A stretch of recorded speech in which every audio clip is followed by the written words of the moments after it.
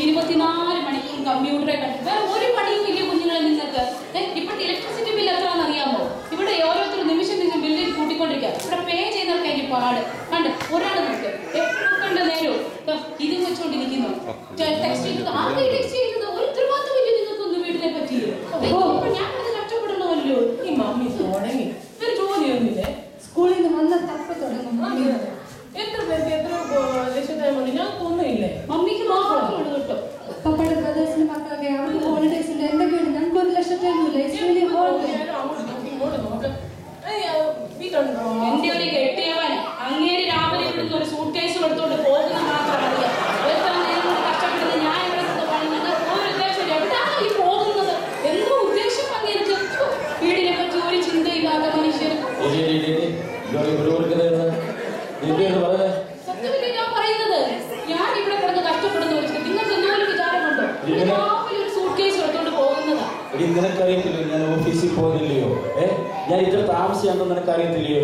ഇടി ഇവിടെ എന്റെ ഓഫീസിൽ ഇരിക്കുന്ന എല്ലാ അനുസരണഘട്ടന്മാരില്ലയോ? ഇവനോടൊക്കെ ചോദിക്കുന്നത് ഓരോന്നിനും മറുപടി കൊടുത്താണ് ഞാൻ ഇത്രയും താമസിച്ചത്. നിങ്ങളെ പറ്റി എനിക്ക് നല്ല വിഷയമുണ്ട്. രാവിലെ പോകുന്നതും അവിടെ ആരൊക്കെയാണോ ആരുടെ മുമ്പിലാണ് നിങ്ങൾ പോകുന്നതെന്നൊക്കെ എനിക്കറിയാം. അല്ലെങ്കിലും ഇവർക്ക് എന്നെ സംശയമേ ഉള്ളൂ. ഇവിടെ സംശയം തീർന്നിട്ട് ഒരു കുടുംബജീവിതം നയിക്കാൻ പ്രയാസം. പറഞ്ഞല്ലോ നിങ്ങൾ ഇത്രയും അധ്വാനിക്കുന്നല്ലോ. ഇത്രയും നാളെ എനിക്ക് എന്തെങ്കിലും മേടിച്ചു തരുന്നുണ്ട്. എന്റെ ദൈവമേ, കഴിഞ്ഞ ആഴ്ച വാങ്ങിച്ചത് 10,000-ന്റെ പട്ടുസാരിയോ?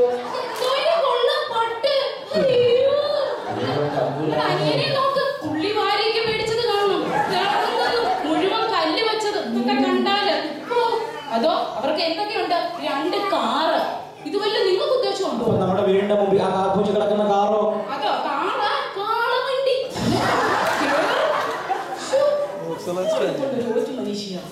ആരാണ് വരുന്നത്? തോന്നുന്നത് 1-2 വെള്ളം കൊടുത്തു. നമുക്ക് 2 പെൺപിള്ളേരാണ് കേട്ടോ. അവർക്ക് നോക്കി വേണം കാര്യങ്ങളൊക്കെ ചെയ്യാൻ.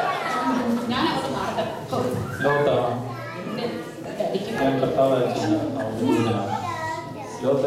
ഈ ദേശത്ത് ദൈവം ന്യായം വിധിക്കാൻ പോകുകയാണ്. അതുകൊണ്ട് ലോത്തും ലോത്തിന്റെ കുടുംബവും എത്രയും പെട്ടെന്ന് ഈ ദേശത്ത് നിന്ന് ഓടി രക്ഷപ്പെട്ടു. പ്രത്യേകം ഓർത്തു കൊള്ളുക, നീ തിരിഞ്ഞു നോക്കരുത്. കർത്താവിന്റെ ദൂതനയച്ചെന്ന് ഞാൻ പറയില്ല. അയ്യോ ദൈവത്തിന്റെ ദൂതന്മാരെ, എനിക്ക് അവിടെ വരെ ഓടി എത്തുവാനുള്ള ശക്തി എനിക്കില്ല. എന്റെ ശരീരം വളരെ ബലഹീനമാണ്. ഞാൻ വളരെ വാർദ്ധക്യമുള്ളതാണ്. അതുകൊണ്ട് ആ കാണുന്ന ആ പർവ്വത്തിലൂടെ ഞാൻ ഓടി കയറിക്കൊള്ളട്ടെ.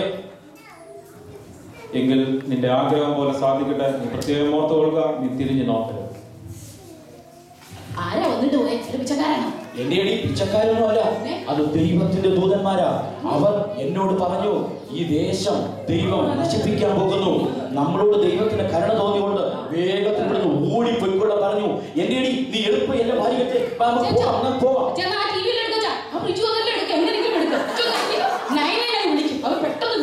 നയനെ വിളിക്കുള്ള സമയം ഇതല്ല. ഇതെല്ലാം കൊണ്ട് വെന്തിനെ പോകുന്നു. ഓടിപ്പോകാൻ നമുക്ക് വേഗത്തിൽ പിള്ളേട് പോവാ.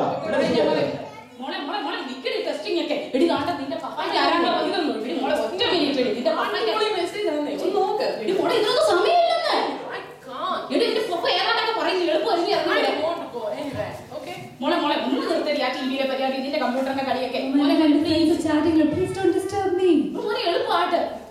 എനിക്ക് മക്കളോട് ഇങ്ങനെ പറയാം. ഞങ്ങളൊന്നും ഞാൻ പറഞ്ഞ കേൾക്കത്തില്ല. മോളെ കമ്പ്യൂട്ടറിന്റെ അതോടെ താത്തുവെച്ചേ. മോളെ എന്നോട് ദൈവത്തിന്റെ ദൂതന്മാർ പറഞ്ഞു, നമ്മൾ ഈ ദേശം നശിപ്പിക്കപ്പെടാൻ പോകുന്നു. നമ്മളോട് ദൈവത്തിന് കരുണ തോന്നിയോണ്ട് എന്റെ കുടുംബത്തെയും രക്ഷിക്കാൻ ദൈവത്തിന് പ്ലാനുകളുണ്ട്. വേഗത്തിൽ ഓടിപ്പോക്കണം പറഞ്ഞു. അതുകൊണ്ട് മോളത് മാറ്റിവെക്ക്, നമുക്ക് എളുപ്പം പോകാം. നിന്റെ ഒരു കമ്പ്യൂട്ടർ മോളെ നിർത്തുമോളെ നിന്റെ ഫോണിൽ നോക്ക്. എന്റെ മോളെ വേഗം ദൈവത്തിന്റെ ദൂതന്മാരെ ഈ ദേശം നശിപ്പിക്കാൻ പോകുന്നു. വേഗം വാ.